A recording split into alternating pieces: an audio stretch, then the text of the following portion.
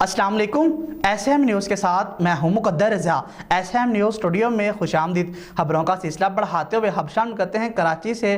कराची में मैट्रिक का पहला पर्चा आउट हो गया। कराची में मैट्रिक के इम्तिहान आज से शुरू हो चुके हैं कि जिसमें इम्तिहान शुरू होने के फ़ौरन बाद ही फिज़िक्स का पर्चा आउट हो गया। इसी हवाले से मज़ीद अपडेट कर रहे हैं एसएम न्यूज़ के ब्यूरो चीफ जुल्फ़कार अली। जी जुल्फ़कार, आगाह कीजिएगा इस हवाले से।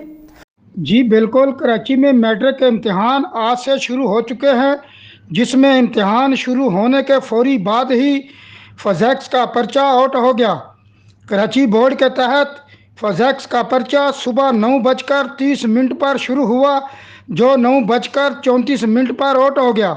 मैट्रिक बोर्ड के एक अहम ज़राए ने बताया कि बोर्ड के कवायदो ज़वाबित के मुताबिक पेपर शुरू होने के 1 घंटा बाद तक कोई तालब इल्म पेपर देकर बाहर नहीं आ सकता।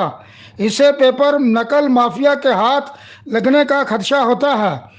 लेकिन फिज़िक्स के पेपर में इम्तिहान शुरू होने के 4 मिनट बाद ही पर्चा आउट हो गया।